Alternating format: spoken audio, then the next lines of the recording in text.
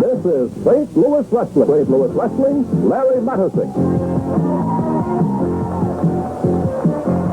Tiger Conway Jr. battles Killer Carl Cox on St. Louis Wrestling today. Hello, I'm Larry Mattersick, and we have a lot of action on today's edition of St. Louis Wrestling, including 2 tag team affairs. But right now, let's get to it and into the ring with Mickey Garagiola.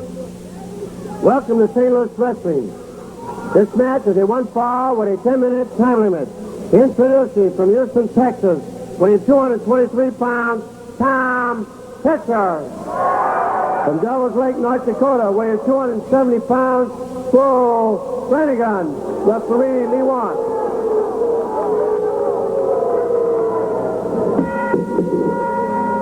Tom Pritchard giving away some size to Bull Branigan, about 45 pounds to the bigger Branigan.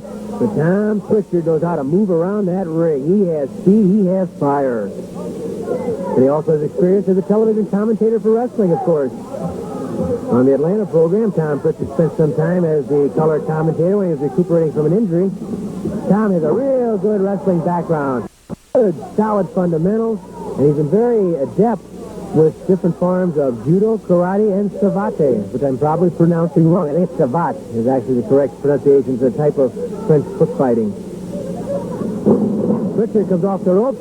Oh, he was going to flying tackle him, but they decided, no, I better not. That's a pretty big hunk of man there, Bull Branigan. Said he popped him with a forearm smash, hooked the head, and swung Branigan over the hip. Tom Pritchard, native of Houston, Texas. When he was in school, he worked part-time for the Houston Wrestling Office and promoter Paul Bosch. Branigan muscling his way to his feet. Pritchard, though, still in command. Pritchard hits the rope. Drop kick by Tom Pritchard.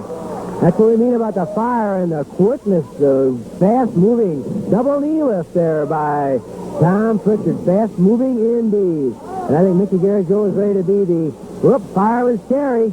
Branigan blocked it. Starts pounding on the back of Tom Pritchard. Pritchard lifts the leg.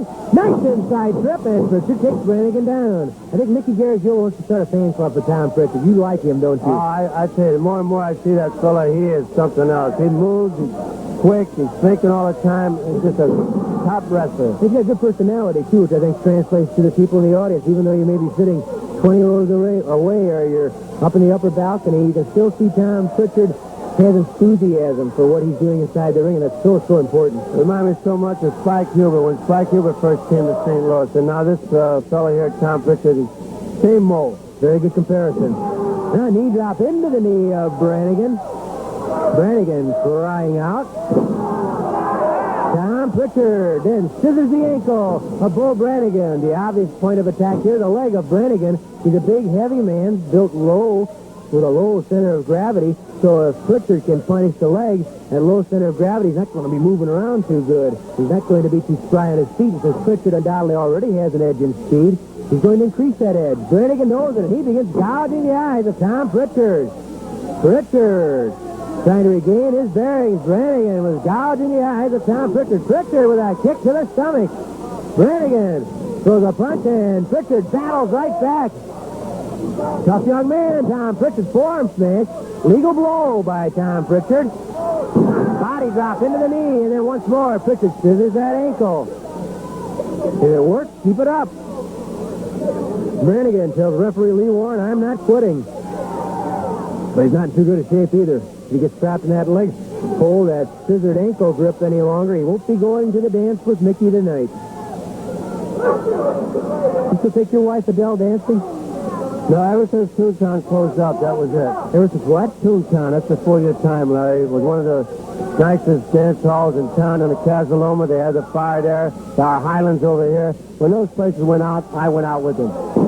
You're looking pretty good shape, though, for somebody who's out. Ever since you met Eddie Mansfield, boy, it regenerated your love life. I'm telling you. Ever since you met Mansfield, he's given you a spark. And right now, Bull Branigan would like to use a spark against Tom Pritchard because it's Tom Pritchard in command with the standing leg split. Oh, drops that knee into the hamstring. Pritchard, leg snap, yanking back on that hamstring. Couple of those, and Mr. Branigan's going to have some cramps in that hamstring muscle. You can see him staggering as he comes up. Oh! There's some of that savate coming into play. The swinging hit, I guess you would call it, or kick to the face. I don't think Branigan knows the time. Oh, he reverses the whip. I underestimated him, but Pritchard came off with a kick to the stomach. Pritchard steps over with that leg lock. Oh, going with the inside. The inside step over toe hold, reversing it, and back down the bridge. Beautiful move by Tom Pritchard. An inside step over toe hold, reversed with a bridge. Beautiful move by Tom Pritchard. There is a good, innovative young wrestler, Tom Pritchard. He kept punishing the leg. Finally managed to hook that leg, leaning back and bridge. Excellently delivered hold by Tom Pritchard. And here's Mickey Garagiola to make it official. In 4 minutes and 20 seconds, inside step toe hold, the winner, Tom Pritchard.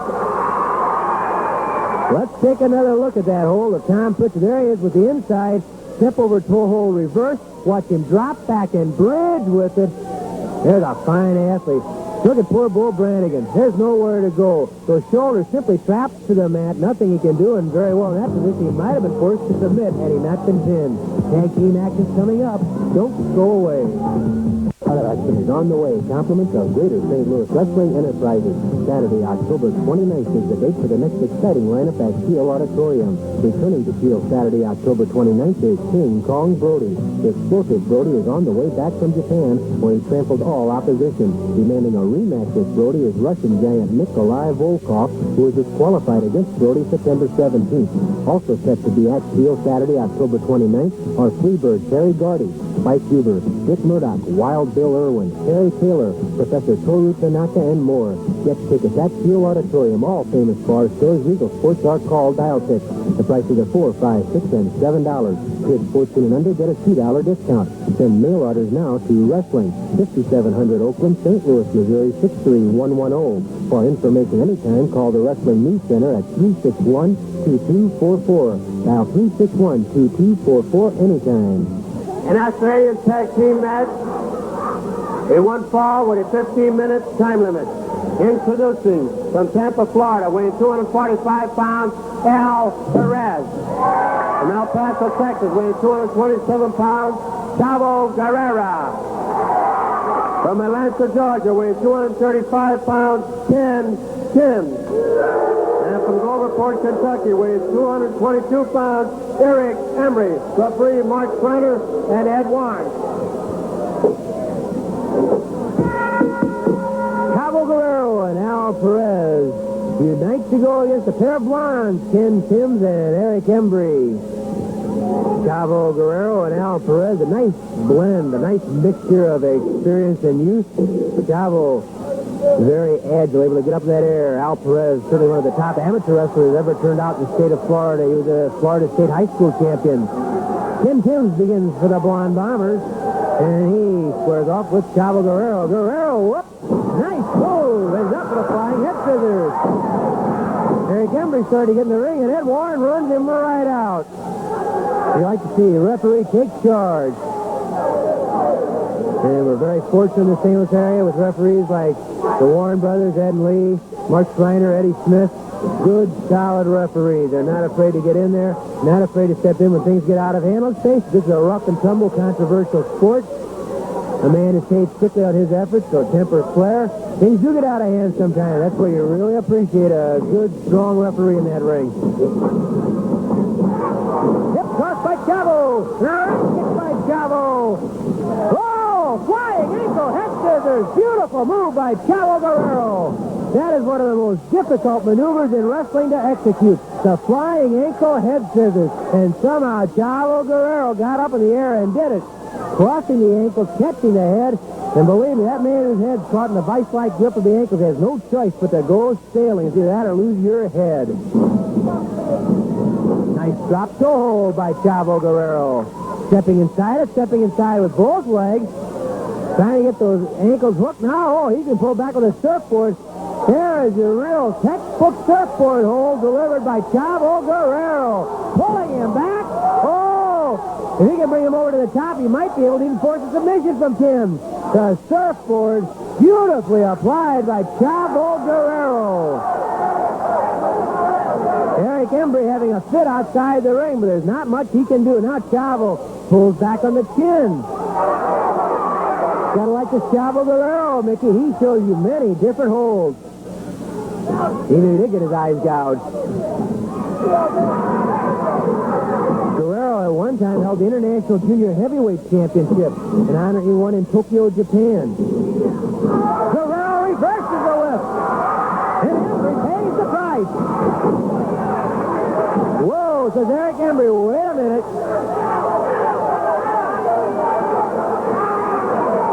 Chavo Guerrero chases Embry to the corner and brings him out of a monkey's whip. Wow.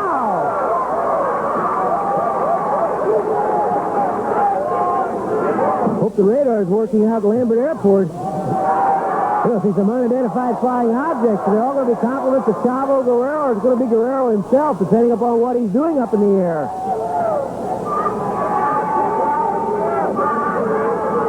A little conference.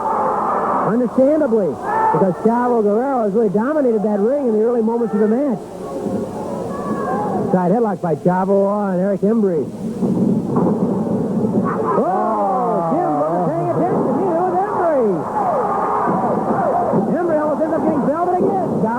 And Mark Schreiner chases Timbs out so that he can't come up behind Guerrero. Good work by Mark Schreiner.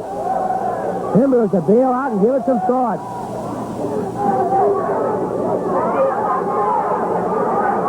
But they squared off there. I noticed Embry's eyes. He didn't know where to look. He didn't know where Guerrero was coming from. That's where he's coming from. Whoa! Andre! Tim says that's enough. Here comes Embry. There goes Embry. Guerrero! Hangs on to Embry. Does he have the right man? No, he doesn't have the right man. It should be Ken Timbs. Well, he just looks at the blonde hair. He don't know. He was figuring, this guy's got blonde hair. I'm going to get him. I've seen that happen before. The Kelly twins were involved, Pat and Mike. And we maybe see the Kelly twins here in another month or so. Rough and tough pair of Canadians. Right now, they're wrestling in West Germany. Al Perez. Oh, nice move by Al Perez. Embry says, come here, referee. Pull my hair. Would Eric Embry lie? Good sign of the frustration that Embry and Timbs are having right now. Things just aren't working for them. Perez and Guerrero, with their great agility, seem to be dominating the action, and very bluntly, Timbs and Embry are getting frustrated. They're trying to take out that frustration on the referee. 5 minutes to the last, 10 minutes left. Want a box? No, we'll tag instead. Here comes Ken Timbs. Timbs buying a little time. They're trying to change the momentum around a little bit. Wants to shake hands with Al Perez. Figuring the youngster might not. Maybe his heart's in the right place. Maybe this is a sincere effort to shake hands. Nope. Chavo Guerrero was outside the ring yelling at Perez. You know, he's yelling, look out, don't fall for that one. But Al's going to learn. He probably learned something right there. Eric Embry on the attack. Perez whips it to the corner. Embry again grabs the arm, twists it over. Embry pitches Perez into that turnbuckle again. Monkey flip by Eric Embry. Embry, so he has some speed to a drop kick. Not really on target. Perez almost got out of the way. Tried to elude it. Caught a little bit of it, but not nearly as effective as Eric Embry thought it would be. Ken Timbs up in the second rope. A little double teaming there by Timbs and Embry. And the tide of the battle beginning to turn. Timbs wasn't looking where he was throwing that elbow. That second time, he was a little bit more concerned about looking where he was going. Like the ball player who doesn't watch the ball into his glove. He looks away where he's going to throw it, and all of a sudden, no ball. All of a sudden, no Al Perez. Oh! That elbow slammed home by Ken Timbs. He thought his elbow did tricks on him that time. Chin lock by Timbs, and he hangs on to Al Perez until Eric Embry's in there and on the offensive.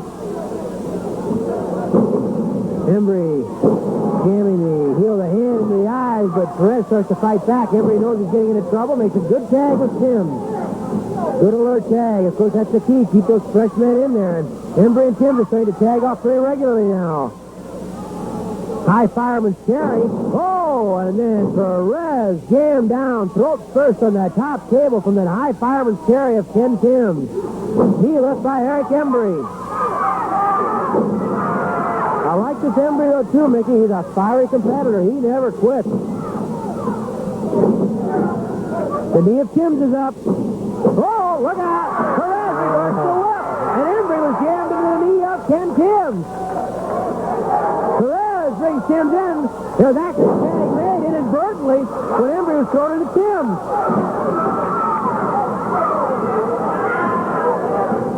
Timbs thrown to the ropes by Al Perez. Dropped it by Al.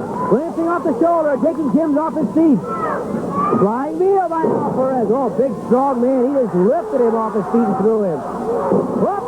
What a move! A reverse body scissors. Reverse body scissors by Al Perez. And another unique hold right here on St. Louis Wrestling. The reverse body scissors by Al Perez, meaning victory for Al Perez and Chavo Guerrero. Excellent move by Perez, and that duel of Al Perez and Chavo Guerrero is impressive indeed. A lot of different holds, a lot of different moves, and tremendous agility. Let's go to Mickey Garagiola. Body scissors, the winning team of Al Perez and Chavo Guerrero. I think that bear is taking another look at. There's Ken Timbs, dazed already for the flying deal. Watch Al Perez. Great camera work here, too. Beautifully done by the crew. Perez scissoring, hooking the shoulders. What a beautiful look at it. Over the top goes Ken Timbs. Perez right there. Beautiful move. Haven't seen that one before. And I don't guess Ken Timbs had either, because Al Perez got a pin with it. Another tag match coming up. Don't go away.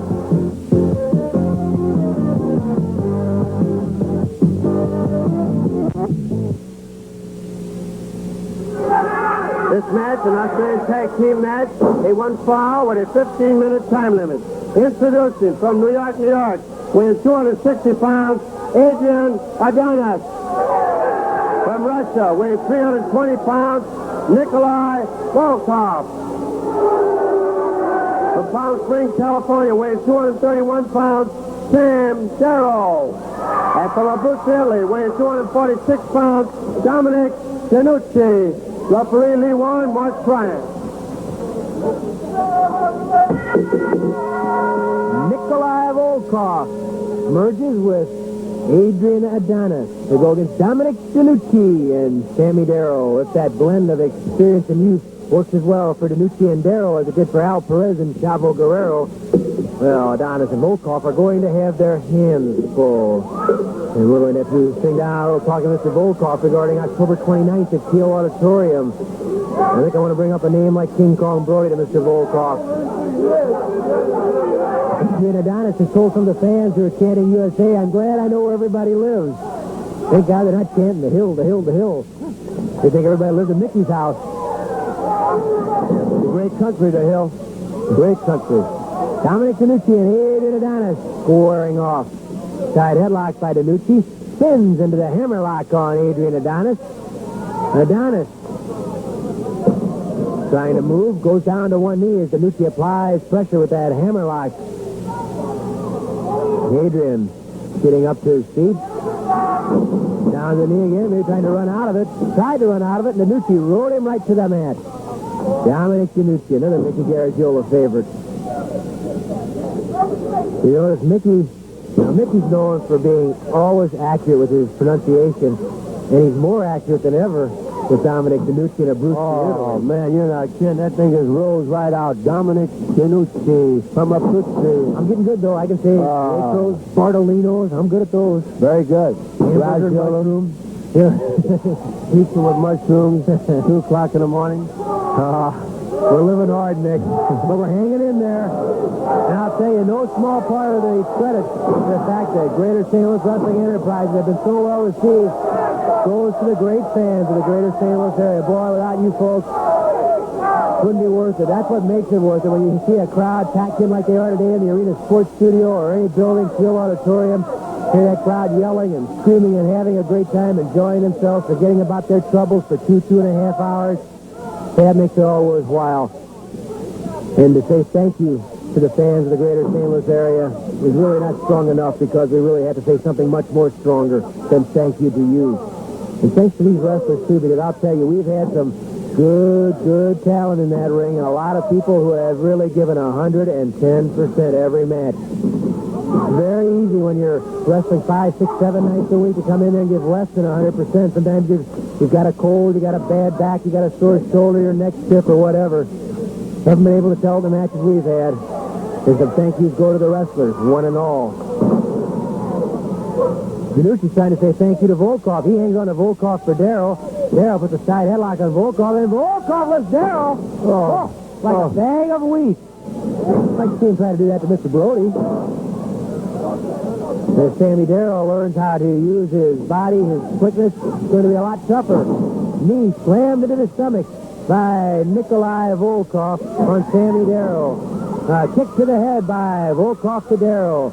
Denucci a bit disappointed. You can see it in his face at the side of the ring. He thought they had something going against Volkoff, and it didn't work out. Darro pitched out of the ring by Nikolai Volkoff. Adrian Adonis. Oh, look out! Adonis dive bombs Darro from the apron with an elbow smash. I just jumped down to the Adonis. I was doing my exercise instead of Adonis. The fact that Darro happened to be underneath my elbow wasn't his fault. I didn't mean it. Yeah, sure, Adrian. We know Adrian Adonis. Oh, here's Adonis. After him again. Catching with a kick in the arm. Domenic Denucci trying to get right in there. Darro coming up on the apron. Adonis banging away on Darro while the referee's trying to separate Denucci and Volkoff. Denucci going in the ring. He wants a piece of Volkoff.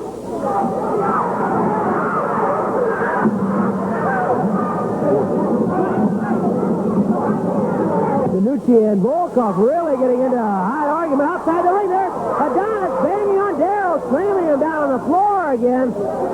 Volkoff and Denucci's Italian temper really just making it impossible for the referees to keep an eye on everything. The crowd starts chanting, Brody, Brody, Brody, and Volkoff. Brody, Brody, Brody. Well, you think Nikolai Volkoff, you think King Kong Brody right now, in the minds of these fans. Denucci trying to crawl into the ring and get after Volkoff. Sammy Darro up to the apron. You can see Volkoff and Denucci arguing again. Mark Strider with his hands full, trying to keep Denucci and Volkoff apart. 5 minutes have expired, 10 minutes left. Volkoff with a big forearm drops Sammy Darro. Darro needs a tag, and let me tell you, the Italian stallion Domenic Denucci's ready to fire out there. Volkoff throwing Darro in the corner. Volkoff pounding on the stomach. Nikolai Volkoff. What ferocious battles he's had with King Kong Brody, and certainly nothing resolved at this point. Give me the knee, brother.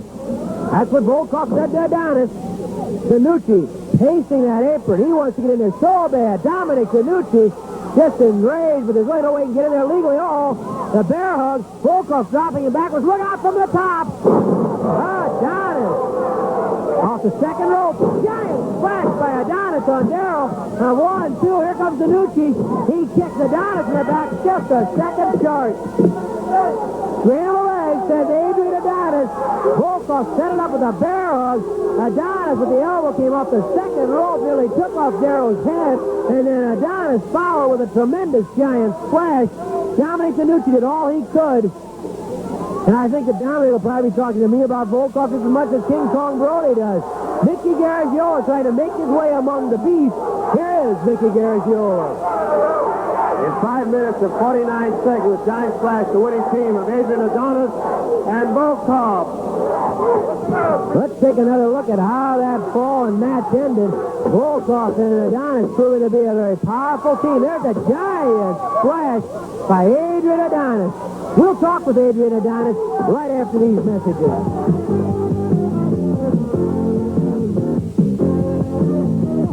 There's the bear hug of Nikolai Volkoff, and here comes Adrian Adonis. That big elbow.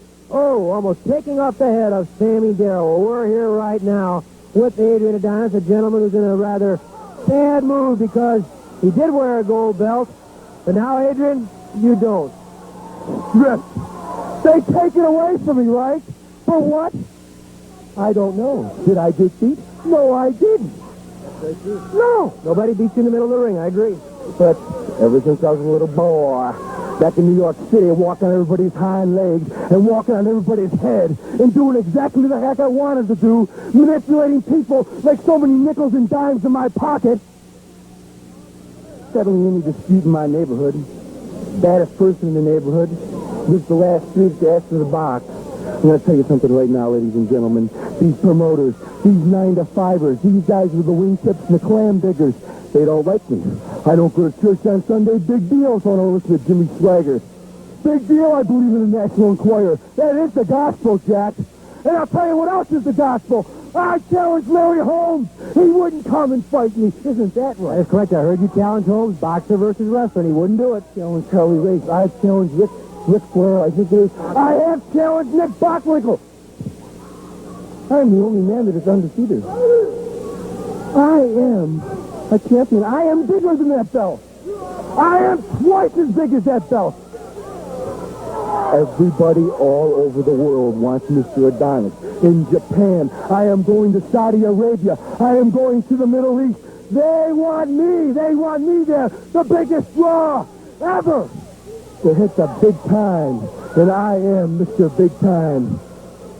You know, it's hard to explain. It's hard to explain how you get this grace. It's not from eating your Wheaties. It's not from going to bed at 9 o'clock and getting up at 5. It's for being a man. I refuse to be a puppet for those so-called big shots. I refuse to be dancing on strings. I am my own man. My own person. And I make a lot of people believe it. And right here, in this area, I have just started to terrorize. Violence is a banquet in which I feed on. Promoters, that strip me of the self they have. 7 hearts and 3 faces. And that's all I've got to say. Adrian Adonis, one of a kind, most certainly not lacking in self-confidence, but he backs it up in the ring. We'll be back with more right after this.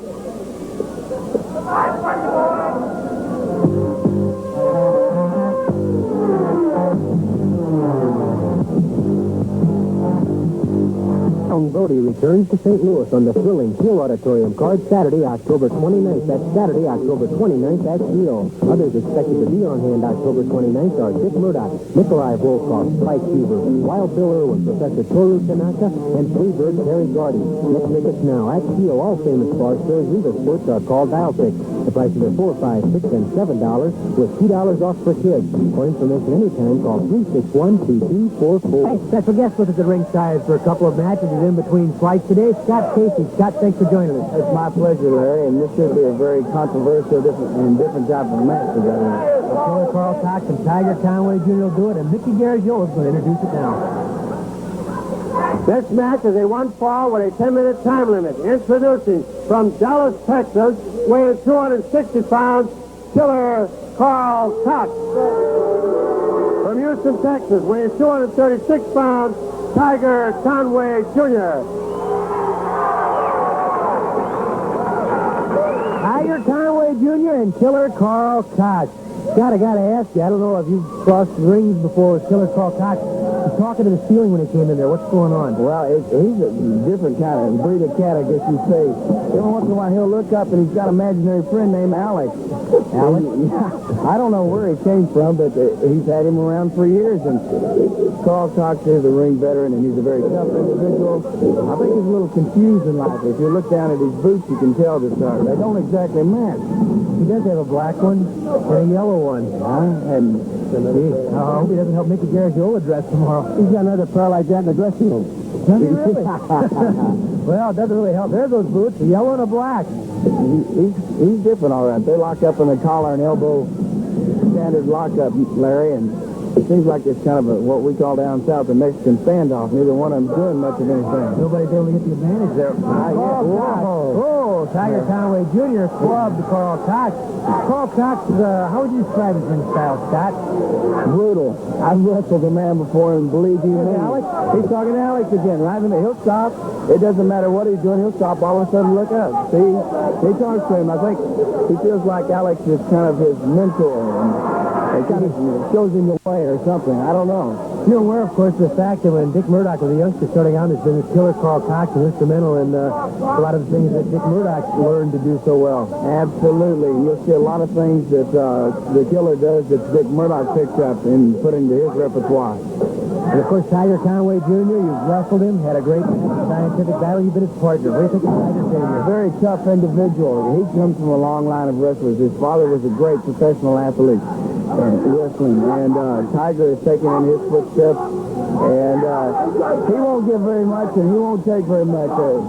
He's a crafty ring veteran. I've wrestled with and against Tiger, I guess, probably 10 years now. And he's a tough man. You know, a lot of people forget that. They say, well, if you're a partner with somebody, how can you be his opponent? But it's just like in baseball and football. People get created today. Your teammates, tomorrow your opponents. And you're out for Scott Casey. That's right. That's why they put professional in front of it, because we do it for money. And I've heard a lot of them say I'd wrestle my own mother, and believe you me, I think some of them would. Undoubtedly, Killer Cox is one who would. Right, absolutely. He's got an arm bar on Tiger right now, and you can see he's putting a lot of pressure on that shoulder. He's leaning about 270 pounds right into Tiger's shoulder. A lot of people make the point, too, sometimes the things that don't look as though they're hurting them much are those things that really hurt the worst, some of the subtle things. Well, I always tell these people, you can only see it, you can't feel it unless you get in there. And believe you me, most of them wouldn't want to get in there. Oh, I believe it. Mr. Cox wants to talk to referee Ed Warren, looking for every head you can get. You know, Larry, wrestling is a lot of leverage and pressure, and then you saw a typical leverage move where Tiger arm dragged Cox while Cox had all his weight on him, and Cox's weight's what brought him on over. Then if it came down to pulling it tight or pulling hair on, then not that you do it, but I'm going to make a comparison to baseball. Gaylord Perry's had a long career. That's what he do. You're absolutely right. Now a full Nelson. This is a very brutal hold. You can see he's putting pressure on the head, pushing it down. It will cut the hair off to you if applied hard enough. And it can force submission. You bet. You better believe it. I'm sure St. Louis area fans remember the mighty Atlas back in the early mid-50s. Of course, Scott and I were around. Mickey, of course, remembers it, but is that right, Mickey? That's right. They were my people, man. There you go. There you go. Cox went for that full Nelson again. Didn't work. Look out. Oh, big atomic drop. Oh, and that will put some pain on that spine. If you get that knee in there right, you're facing there with that. That's right. Look at the expression on Karl Cox's face. Believe you me, he probably wishes he was somewhere else right now. Somewhere where he could sit down on something soft. Yeah, maybe he wants to lie down on his stomach. Scott Casey. How did Scott Casey get into wrestling? How'd you get started, Scott? The late, great Dory Funk Sr. and his sons Dory Jr. and Terry Funk broke me into wrestling in Amarillo, Texas about 12 years ago, Larry, and they were very instrumental in my wrestling career. And, of course, you got the ranch now, raising, what, quarter horses? That's right. I raise quarter horses. We breed them, and we board, and buy and sell, and train, and just about anything you can do with a horse, we do it. Killer Karl Cox tried to do anything he can do with Tiger Conway Jr. Apparently, Mickey didn't take him to lunch today. Well, you notice Cox doesn't have any false teeth because the way he was chewing on Conway's head. Oh, toe-to-toe here. And Mr. Conway, as Scott Casey predicted earlier, he doesn't take too much from anybody. That's right, brother. He'll let you know he's in that ring. Now, Cox is a crafty ring veteran because he's biding time right now. 5 minutes of the last 5 minutes left. 5 minutes have passed. It's Killer Karl Cox against Tiger Conway Jr. Scott Casey with us at ringside. Headbutt by Tiger Jr. Where's Alex when you need him? Yeah, really. He'll start looking for him in a second. Conway twisting the arm. Right. Whoa, reverse. Conway swung into that corner. Big elbow from Karl Cox. Cox covers. Referee dives right in. Count of one. Tiger's tough. Whoa. Get too cocky sometimes. You can't count that other guy out. The elbow missed. Cox throwing that rule book away a little bit. That's 265 or 70 pounds coming down on him. There he's going on the second rope. Whoop, he's up on the top rope. The referee telling him, hey, no, you can't go off the top rope. Whoa! Cox comes off the top rope and catches referee Ed Warren. Conway, I guess Ed Warren calling for the bell. Cox came off the top rope and hit the referee. It wasn't intentional on Cox's behalf. In fact, Cox just took a headbutt. I think Conway, when he got up, actually accidentally shoved the referee into the way. Right, lad. It's got to be an automatic disqualification. Oh, you don't mess with the referees in pro wrestling. because they're the authority and they tell it like it is. In that case, I don't think Conway meant to hit him. He was coming off the top rope, which is an automatic disqualification. And Ed Warren just got hit actually by accident when Tiger Conway shoved him into the way. Let's go to Mickey Garagiola. In 5 minutes and 56 seconds, referee Warren disqualifies Karl Cox from coming off the top rope. The winner is Tiger Conway Jr. Let's take another look. There's Cox at the top rope. Now, watch Conway as he gets up. He's dazed. I don't think he really knows where the referee is. Oh, Conway's kind of behind Ed Warren. He just got sandwiched between two guys. And that led to a disqualification. Ed Warren, pretty tough customer himself to get back up after that, but he made the right call and the only call. Scott Casey's going to still be with us when we come back with more action after this.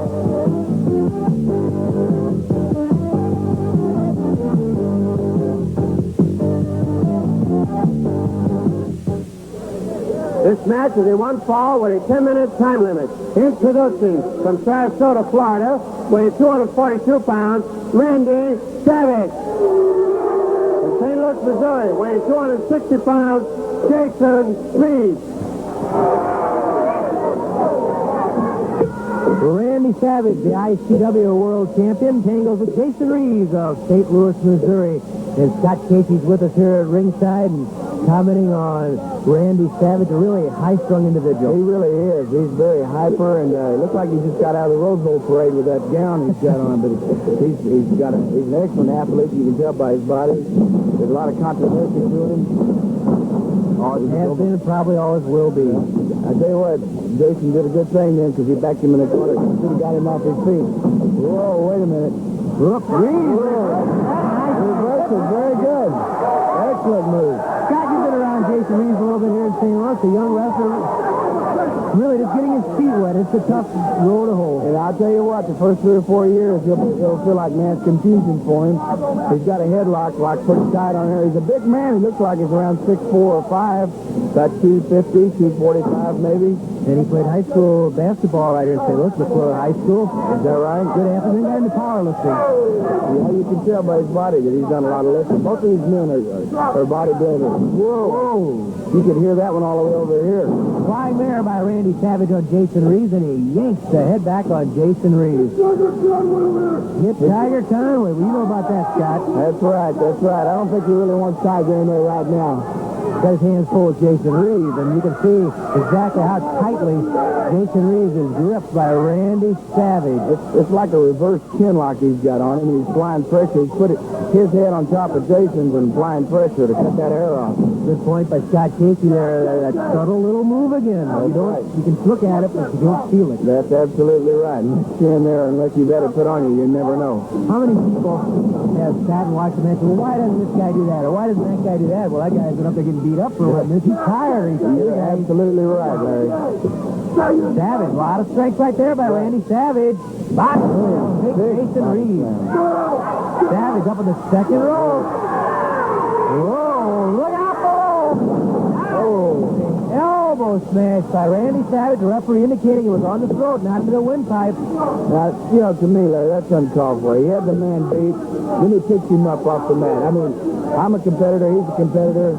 And I think some of them have a sadistic tendency, and I believe this Randy Savage has that because he had the man down, and then he picked him up just to punish him some more. And to me, that's wrong, but that's pro wrestling. That's the way it goes. I agree with you. It's one of those things like any other sport or any other business. There's some things you don't necessarily like or you don't agree with, but you got to live with them. You do it when you got in. And like you said before, he is a controversial type of wrestler. He calls himself the Macho Man. I'm not so sure about that, but I'd like to see if he could do that with Tiger Conway Jr. I don't think he could. Or with you? Well, I hope not. I guess in talking with Scott Casey, I can still say that at this point, Scott Casey's open to any and all comers. Eddie Mansfield's a name that comes to mind rather rapidly. Yes, every time I meet up with Eddie Mansfield, I've wrestled him across the world, and there's no love lost between the two of us. And like you say back home, I'd love to stomp a mud hole in him, and maybe I will before it's over. Another name that comes to mind, he's starting to make his mark in the St. Louis area, one of the fabulous Freebirds, Big Terry Gordy. I know you've seen him a lot. I've seen Terry a lot. I've never wrestled a man. I know he's about 270 pounds, and I'd love to take him on. Randy Savage dropping an elbow to Jason Reeves. Reeves had some things going his way at the start, but now it's kind of turned sour for Jason. Yep. Big elbow, and he picked him up again. You know, Randy Savage kind of reminds me of that Charlie Manson. He's got that same kind of look in his eye, and it even looks a little bit like him. You know, I see that happen. I saw it happen during the reign of Sam Muchnick as promoter, and sometimes I wonder if the guy thinks he's trying to make an impression on the promoter. He's not. No, he's not. He's just a vicious man, and maybe this is the way he takes his anger out. But like I said, wait a minute. Look out. Pile driver. Look out, if he drops it, lifts those legs up, he's bouncing with him now. What a pile driver. Wow. Randy Savage covers Jason Reeves with a pile driver. That's a devastating pile driver. It looks like he's shortening his height by about 2 inches down. Yeah, Jason is going to definitely be not playing too much basketball this week, I don't think. No, I don't think so. He wants that belt back, the ICW World title. Tell Brody and tell Casey. Yeah, we'll tell them. I'm sure they'll hear. Let's go to Mickey Garagiola. In 4 minutes and 29 seconds, the pile driver, the winner, Randy Savage. Here's another look at that pile driver. You can see Savage has a man totally vulnerable, completely off his feet, and that head coming in there first. Oh, brother. We'll be back with more after this.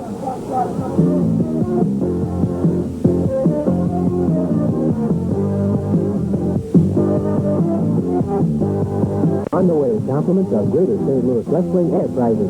Saturday, October 29th is the date for the next exciting lineup at Teal Auditorium. Returning to Teal Saturday, October 29th is King Kong Brody. Explosive Brody is on the way back from Japan, where he trampled all opposition. Demanding a rematch with Brody is Russian giant Nikolai Volkoff, who was disqualified against Brody September 17th. Also set to be at Teal Saturday, October 29th are Freebird Terry Gardy, Spike Huber, Rick Murdoch, Wild Bill Irwin, Terry Taylor, Professor Toru Tanaka, and more. Get tickets at Teal Auditorium. All famous bars, stores, legal sports are called dial picks. The prices are $4, $5, $6, and $7. Kids 14 and under get a $2 discount. Send mail orders now to Wrestling, 5700 Oakland, St. Louis, Missouri, 63110. For information anytime, call the Wrestling News Center at 361-2244. Dial 361-2244 anytime. From Chicago, Illinois, weighing 218 pounds, Vic Peterson. From Orlando, Florida, weighing 237 pounds, Buddy Landell.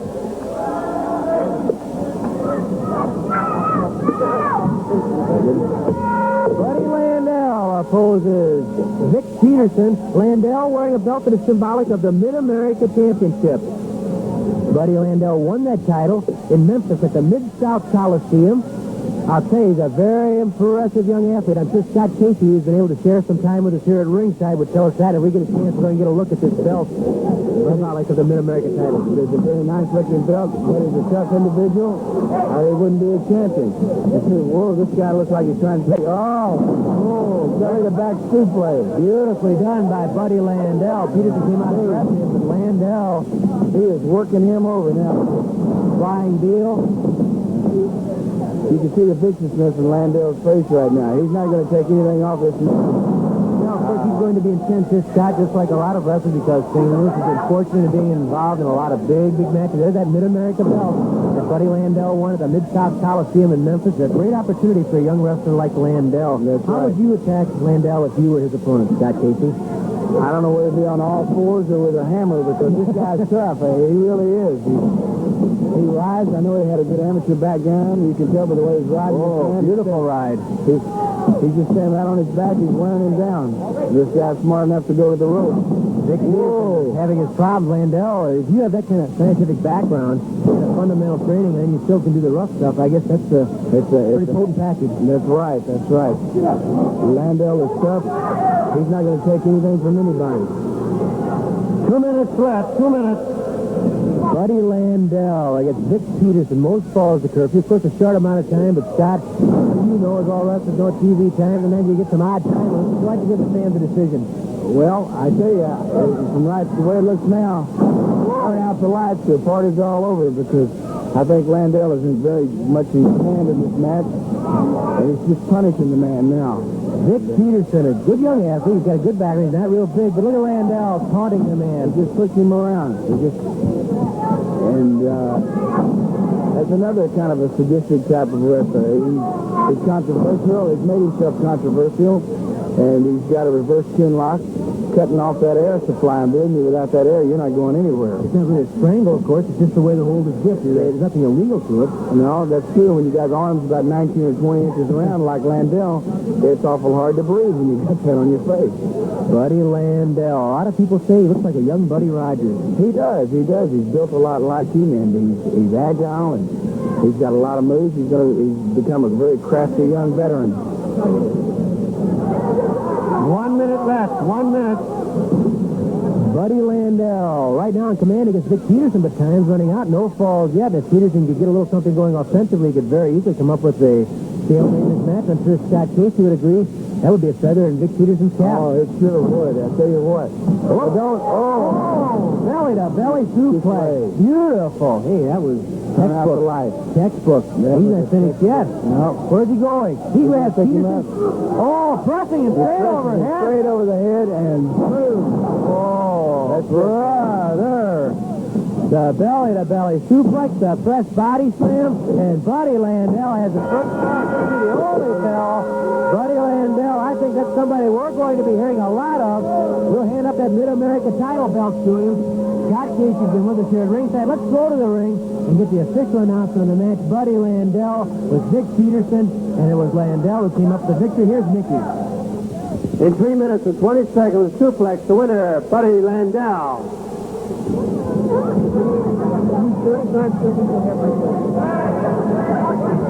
So, Buddy Landell, the winner. We're with Scott Casey here at ringside. Let's take a look as Peterson comes off the rope. Scott, describe it. This is what you call a belly-to-belly suplex. He's taking him right over his head and coming down with all that weight right on his chest. It knocks the air out of you. It'll knock you unconscious. And believe you me, Larry, something like that is awful hard for a man to get back on his feet. I can believe it. There's Buddy Landell picking up Scott Casey. Thanks for joining us.